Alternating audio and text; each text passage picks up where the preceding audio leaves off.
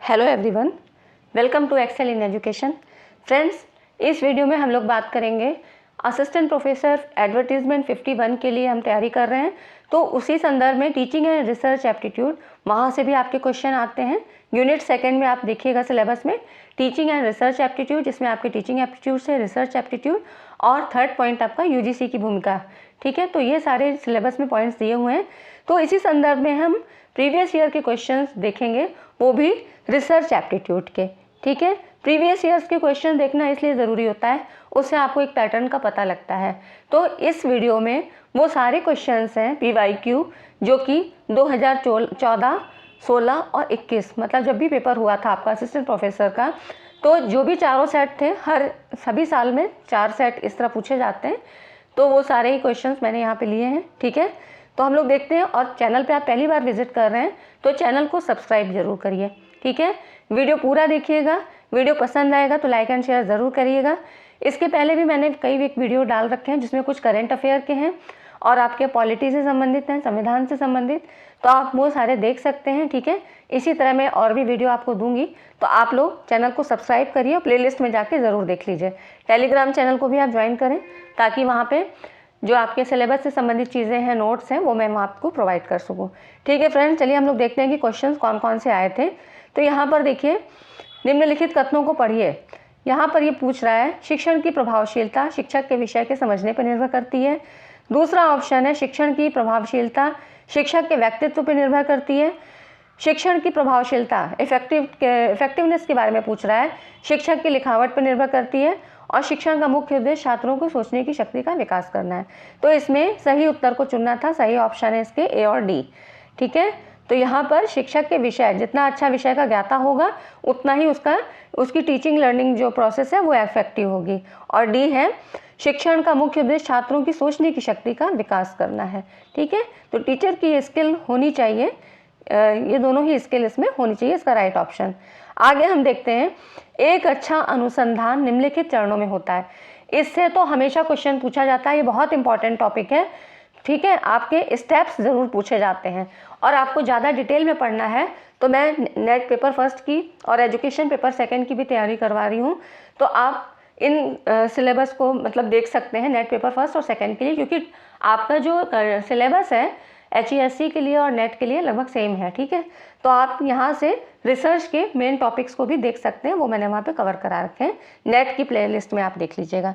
तो अब यहाँ पर देखिए, स्टेप्स की बात कर रहा है, तो अच्छा अनुसंधान किन चरणों में होता है, तो चरण पूछे गए हैं।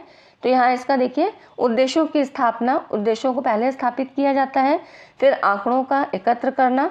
अगर इसी में आपका होता समस्या का चयन, तो वो समस्या का चयन इसके बाद आता। ठीक है, लेकिन नहीं है तो हमें इसी में से इनको सीक्वेंस से लगाना है। आंकड़ों को एकत्र करना, फिर आंकड़ों का विश्लेषण होता है और उसके बाद निष्कर्षों की व्याख्या होता है। ठीक है, तो ये इसका राइट ऑप्शन क्या हुआ, ACB और D। तो आप इस तरह से ये जो स्टेप्स हैं इनको ज़रूर पढ़िएगा, बिल्कुल भी गलत मत करिएगा। और कभी भी इनकी संख्याओं पे मत जाइएगा। किसी भी बुक्स में कभी 5 दिए हैं, कहीं 8 दिए हैं, कहीं पर एक ही स्टेप को कई भागों में बता दिया है। ठीक है, तो इसके बारे में मैंने डिटेल में एक वीडियो बना रखी है, तो आप वहाँ पे प्लेलिस्ट में नेट के पेपर में देख लीजिएगा। Which of the following in the error of scoring, निम्नलिखित में से फलांक की त्रुटि कौन सी है। तो इसमें देखिए, फलांक की त्रुटि कौन सी है, ये है रिस्पॉन्स एरर। ठीक है, ये होती है। अब इन सब के डिटेल में हम बाद में पढ़ेंगे। मैं आपका इसका एक वीडियो बना दूंगी जो आपके सांख्यिकी से संबंधित होगा और रिसर्च एप्टीट्यूड के इम्पॉर्टेंट जो टॉपिक हैं। तो यहाँ पर ये देख सकते हैं आप, इसका सही ऑप्शन यहाँ पर देखिए। अब देख रहे हैं आप कि यहाँ पे सांख्यिकी से संबंधित भी काफ़ी क्वेश्चन पूछे गए हैं ना। तो वो चर जिसका हम औसतांक मतलब माध्य की बात कर रहा है, माध्य तथा मानक विचलन निकाल सकते हैं, वो निम्नलिखित में से किस मापनी द्वारा मापे जाते हैं।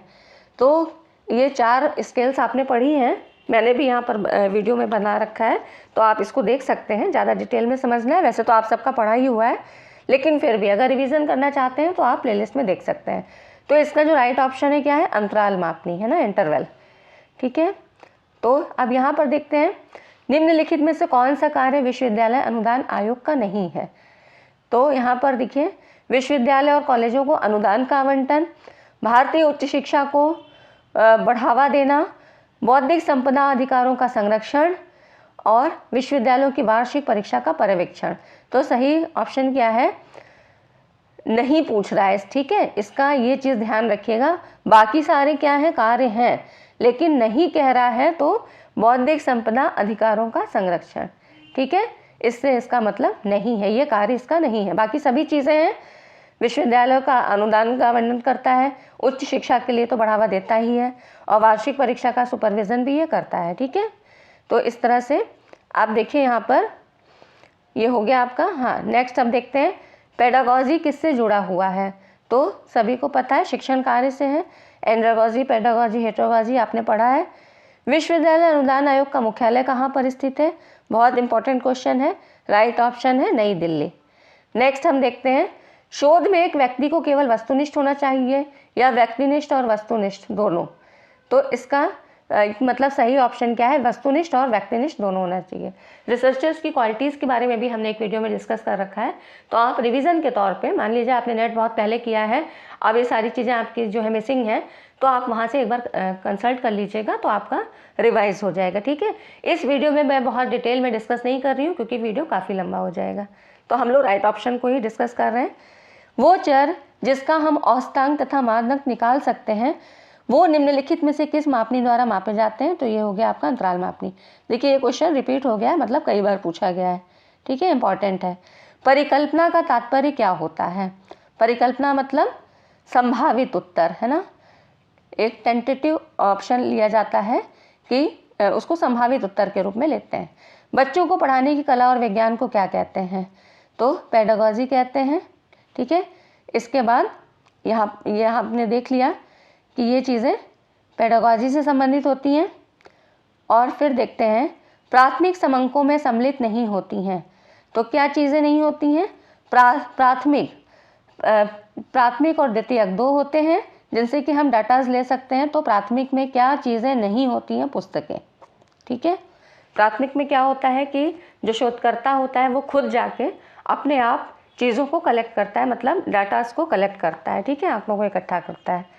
नेक्स्ट है नेशनल इंस्टीट्यूट रैंकिंग फ्रेमवर्क किसके द्वारा जारी किया जाता है।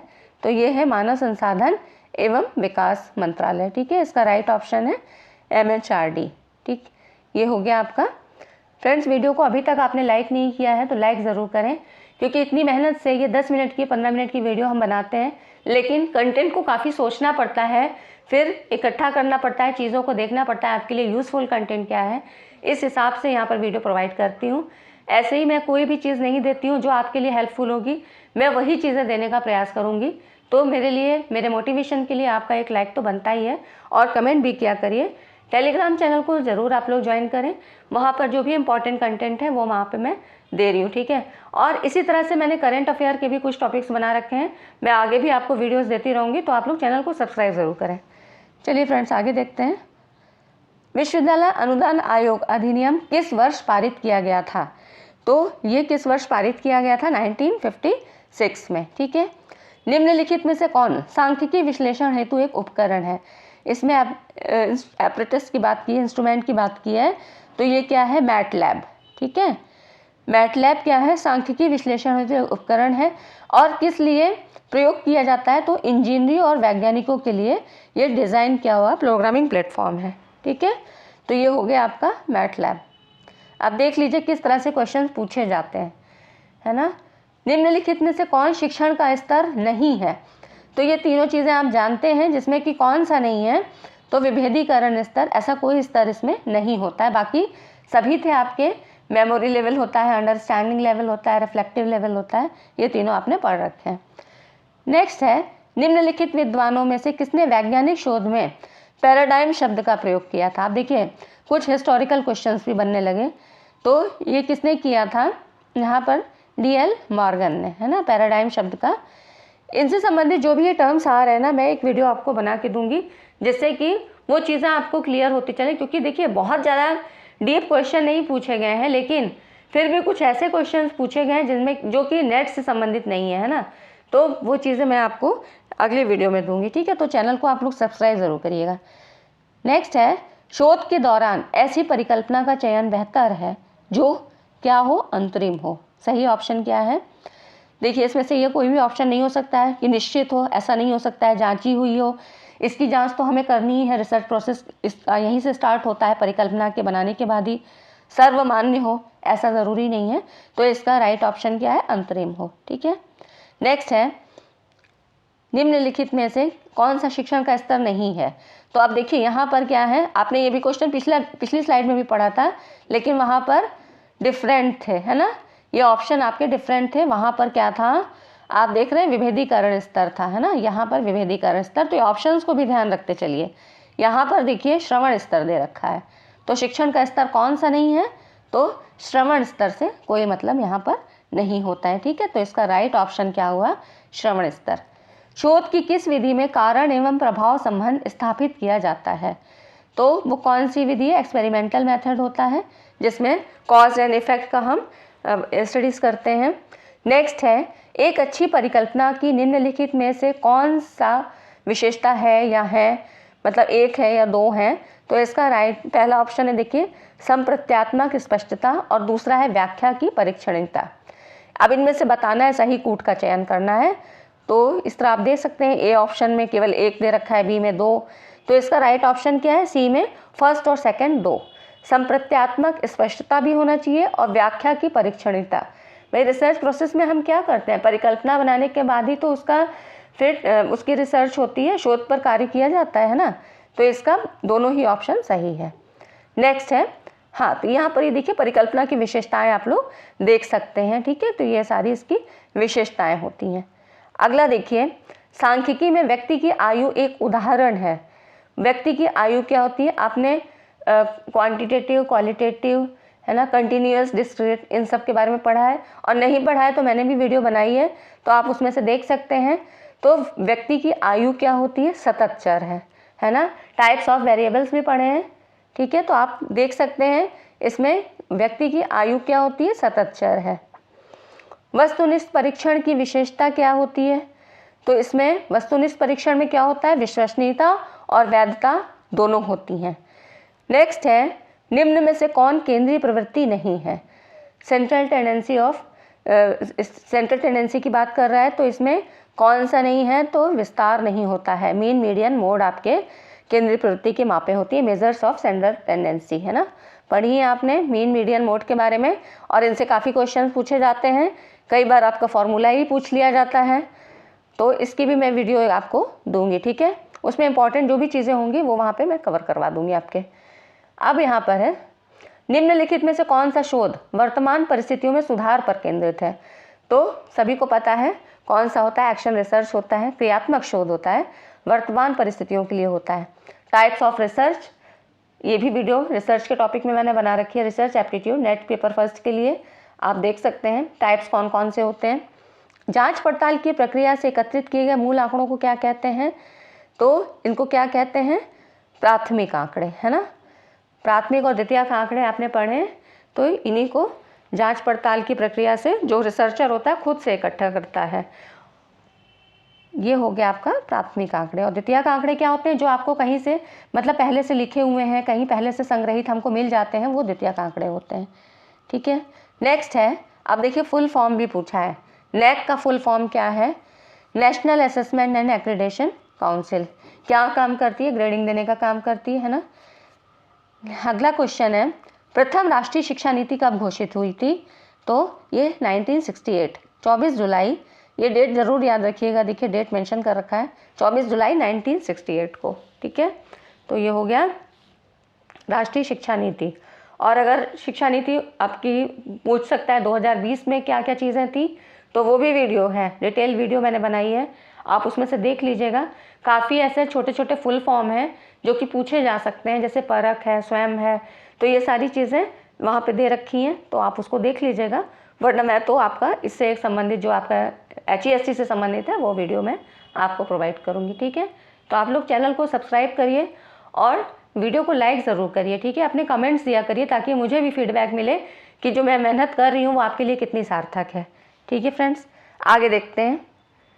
विश्वविद्यालय अनुदान आयोग का ऐसा गत्यात्मक पोर्टल जिसका लक्ष्य विद्यालय परिसरों में महिलाओं का सशक्तिकरण है, कौन से नाम से जाना जाता है, तो ये क्या है आपका सक्षम। ठीक है, अब देख रहे हैं यहाँ पे ये सारी जो है स्वयं प्रभा, यूजीसी केयर, ये सारी चीज़ें पोर्टल के रूप में हैं। नेक्स्ट है अनुसंधान प्रक्रिया में सोपानों को व्यवस्थित कीजिए और इसमें से कूट में से सही उत्तर को चुनिए।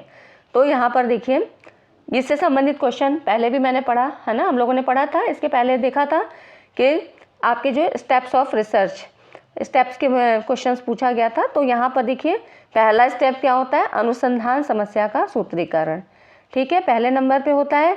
फिर डाटा संग्रह उपकरण विकसित करना, फिर ये सेकंड हो जाता है। और उसके बाद आता है डाटा का एकत्रीकरण करना, फिर डाटा का प्रसंस्करण विश्लेषण, ठीक है।